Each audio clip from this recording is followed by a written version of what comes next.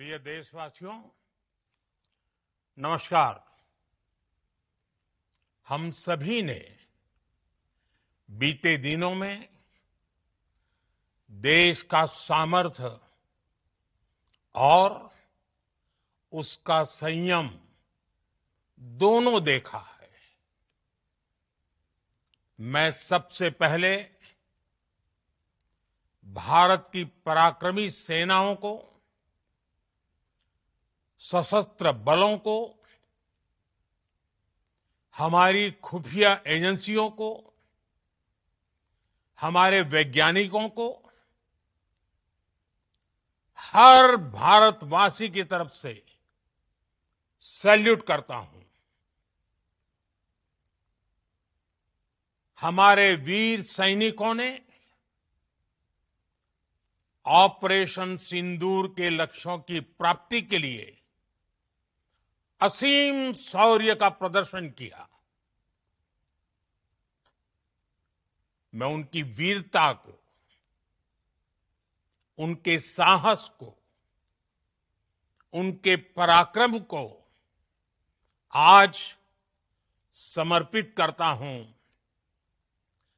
हमारे देश की हर माता को, देश की हर बहन को और देश की हर बेटी को ये पराक्रम समर्पित करता हूं। साथियों, 22 अप्रैल को पहलगाम में आतंकवादियों ने जो बर्बरता दिखाई थी, उसने देश और दुनिया को झकझोर दिया था। छुट्टियां मना रहे निर्दोष मासूम नागरिकों को धर्म पूछकर उनके परिवार के सामने, उनके बच्चों के सामने बेरहमी से मार डालना,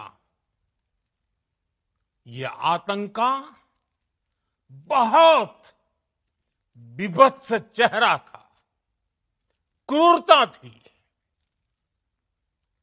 ये देश के सद्भाव को तोड़ने की घिनौनी कोशिश भी थी। मेरे लिए व्यक्तिगत रूप से ये पीड़ा बहुत बड़ी थी। इस आतंकी हमले के बाद सारा राष्ट्र, हर नागरिक, हर समाज, हर वर्ग, हर राजनीतिक दल एक स्वर में आतंक के खिलाफ कड़ी कार्रवाई के लिए उठ खड़ा हुआ। हमने आतंकवादियों को मिट्टी में मिलाने के लिए भारत की सेनाओं को पूरी छूट दे दी और आज हर आतंकी, आतंक का हर संगठन जान चुका है कि हमारी बहनों बेटियों के माथे से सिंदूर हटाने का अंजाम क्या होता है। साथियों, ऑपरेशन सिंदूर ये सिर्फ नाम नहीं है,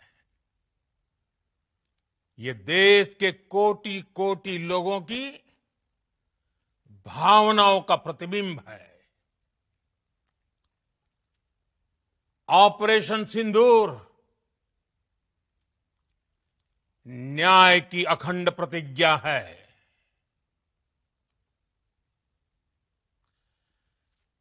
6 मई की देर रात, 7 मई की सुबह पूरी दुनिया ने इस प्रतिज्ञा को परिणाम में बदलते देखा है। भारत की सेनाओं ने पाकिस्तान में आतंक के ठिकानों पर, उनके ट्रेनिंग सेंटर्स पर सटीक प्रहार किया। आतंकियों ने सपने में भी नहीं सोचा था कि भारत इतना बड़ा फैसला ले सकता है। लेकिन जब देश एकजुट होता है, नेशन फर्स्ट की भावना से भरा होता है, राष्ट्र सर्वोपरि होता है, तो फौलादी फैसले लिए जाते हैं, परिणाम लाकर दिखाए जाते हैं। जब पाकिस्तान में आतंक के अड्डों पर भारत की मिसाइलों ने हमला बोला, भारत के ड्रोन्स ने हमला बोला, तो आतंकी संगठनों की इमारतें ही नहीं, बल्कि उनका हौसला भी थर्रा गया। बहावलपुर और मुरिद के जैसे आतंकी ठिकाने एक प्रकार से ग्लोबल टेररिज्म की यूनिवर्सिटीज रही है। दुनिया में कहीं पर भी जो बड़े आतंकी हमले हुए हैं, चाहे 9/11 हो, चाहे लंदन ट्यूब बॉम्बिंग हो, या भारत में दशकों से जो बड़े बड़े आतंकी हमले हुए हैं, उन सब के तार कहीं ना कहीं आतंक के इन्हीं ठिकानों से जुड़ते रहे हैं। आतंकियों ने हमारी बहनों का सिंदूर उजाड़ा था, इसलिए भारत ने आतंक के ये हेडक्वार्टर्स उजाड़ दिए। भारत के इन हमलों में 100 से अधिक खूंखार आतंकवादियों को मौत के घाट उतारा गया है। आतंक के बहुत सारे आका बीते 2.5-3 दशकों से खुलेआम पाकिस्तान में घूम रहे थे, जो भारत के खिलाफ साजिशें करते थे। उन्हें भारत ने एक झटके में खत्म कर दिया। साथियों, भारत की इस कार्रवाई से पाकिस्तान घोर निराशा में गिर गया था, हताशा में गिर गया था, बौखला गया था। और इसी बौखलाहट में उसने एक और दुस्साहस किया। आतंक पर भारत की कार्रवाई का साथ देने के बजाय पाकिस्तान ने भारत पर ही हमला करना शुरू कर दिया। पाकिस्तान ने हमारे स्कूलों, कॉलेजों को, गुरुद्वारों को, मंदिरों को, सामान्य नागरिकों के घरों को निशाना बनाया। पाकिस्तान ने हमारे सैन्य ठिकानों को निशाना बनाया। लेकिन इसमें भी पाकिस्तान खुद बेनकाब हो गया। दुनिया ने देखा कि कैसे पाकिस्तान के ड्रोन्स, पाकिस्तान की मिसाइलें भारत के सामने तिनके की तरह बिखर गई। भारत के सशक्त एयर डिफेंस सिस्टम ने उन्हें आसमान में ही नष्ट कर दिया। पाकिस्तान की तैयारी सीमा पर वार की थी, लेकिन भारत ने पाकिस्तान के सीने पर वार कर दिया। भारत के ड्रोन्स, भारत की मिसाइलों ने सटीकता के साथ हमला किया। पाकिस्तानी वायुसेना के उन एयरबेस को नुकसान पहुंचाया, जिस पर पाकिस्तान को बहुत घमंड था। भारत ने पहले 3 दिनों में ही पाकिस्तान को इतना तबाह कर दिया जिसका उसे अंदाजा भी नहीं था। इसलिए भारत की आक्रामक कार्रवाई के बाद पाकिस्तान बचने के रास्ते खोजने लगा। पाकिस्तान दुनिया भर में तनाव कम करने के लिए गुहार लगा रहा था और बुरी तरह पीटने के बाद इसी मजबूरी में 10 मई की दोपहर को पाकिस्तानी सेना ने हमारे डीजीएमओ को संपर्क किया। तब तक हम आतंकवाद के इंफ्रास्ट्रक्चर को बड़े पैमाने पर तबाह कर चुके थे। आतंकियों को मौत के घाट उतार दिया गया था। पाकिस्तान के सीने में बसाए गए आतंक के अड्डों को हमने खंडहर बना दिया था। इसलिए जब पाकिस्तान की तरफ से गुहार लगाई गई, पाकिस्तान की तरफ से जब ये कहा गया कि उसकी ओर से आगे कोई आतंकी गतिविधि और सैन्य दुस्साहस नहीं दिखाया जाएगा, तो भारत ने भी उस पर विचार किया। और मैं फिर दोहरा रहा हूं, हमने पाकिस्तान के आतंकी और सैन्य ठिकानों पर अपनी जवाबी कार्रवाई को अभी सिर्फ स्थगित किया है। आने वाले दिनों में हम पाकिस्तान के हर कदम को इस कसौटी पर मापेंगे कि वो क्या रवैया अपनाता है। साथियों, भारत की तीनों सेनाएं, हमारी एयरफोर्स, हमारी आर्मी और हमारी नेवी, हमारी border security force BSF, Bharat के अर्धसैनिक बल लगातार अलर्ट पर है। सर्जिकल स्ट्राइक और एयर स्ट्राइक के बाद अब ऑपरेशन सिंदूर आतंक के खिलाफ भारत की नीति है। ऑपरेशन सिंदूर ने आतंक के खिलाफ लड़ाई में एक नई लकीर खींच दी है। एक नया पैमाना, न्यू नॉर्मल तय कर दिया है।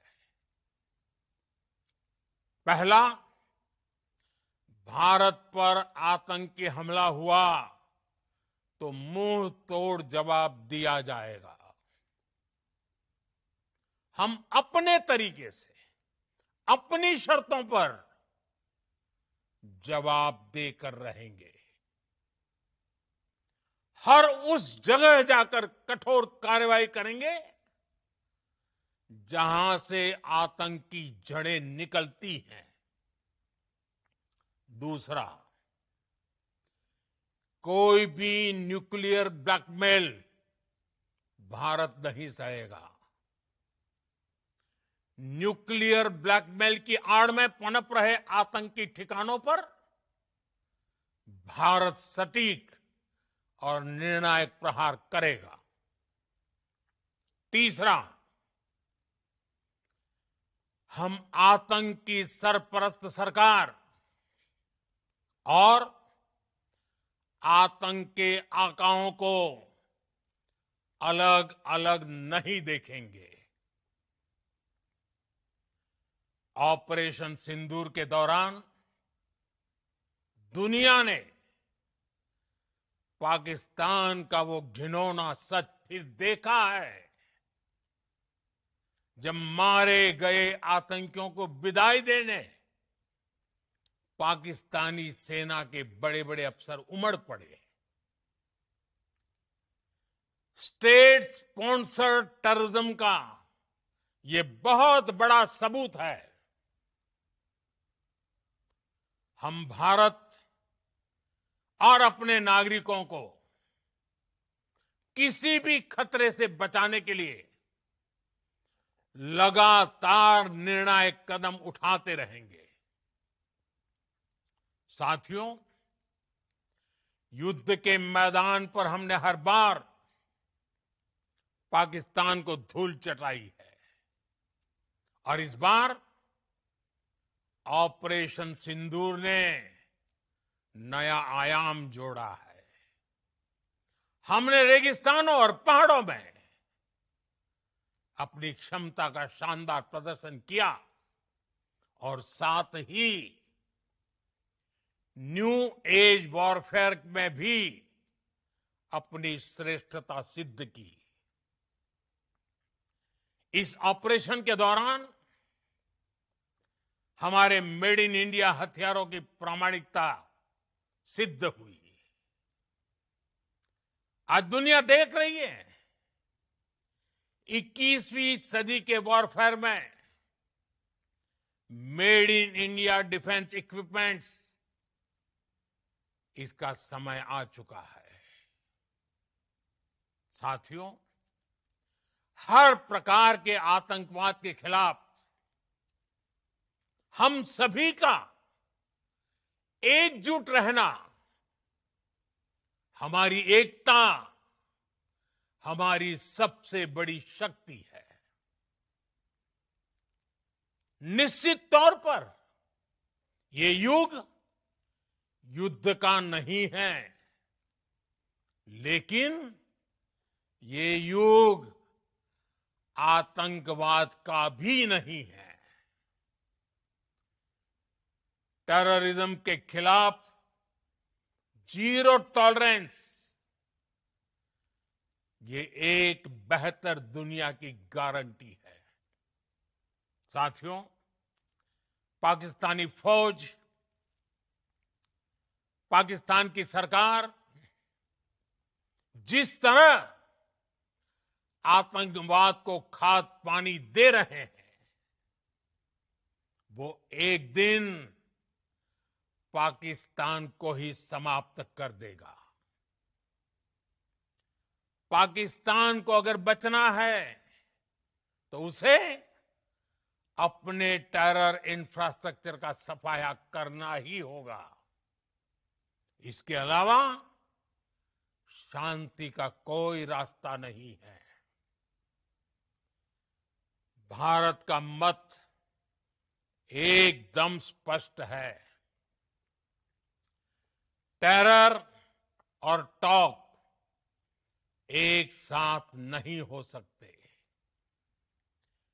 टेरर और ट्रेड एक साथ नहीं चल सकते और पानी और खून भी एक साथ नहीं बह सकता।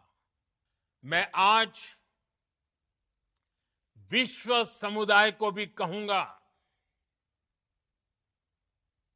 हमारी घोषित नीति रही है अगर पाकिस्तान से बात होगी तो टेररिज्म पर ही होगी। अगर पाकिस्तान से बात होगी तो पाक ऑक्युपाइड कश्मीर पीओके उस पर ही होगी। प्रिय देशवासियों, आज बुद्ध पूर्णिमा है। भगवान बुद्ध ने हमें शांति का रास्ता दिखाया है। शांति का मार्ग भी शक्ति से होकर जाता है। मानवता शांति और समृद्धि की तरफ बढ़े, हर भारतीय शांति से जी सके, विकसित भारत के सपने को पूरा कर सके, इसके लिए भारत का शक्तिशाली होना बहुत जरूरी है। और आवश्यकता पड़ने पर इस शक्ति का इस्तेमाल भी जरूरी है। और पिछले कुछ दिनों में भारत ने यही किया है। मैं एक बार फिर भारत की सेना और सशस्त्र बलों को सैल्यूट करता हूं। हम भारतवासी के हौसले, हर भारतवासी का एकजुटता का शपथ, संकल्प, मैं उसे नमन करता हूं। बहुत बहुत धन्यवाद। भारत माता की जय। भारत माता की जय। भारत माता की जय।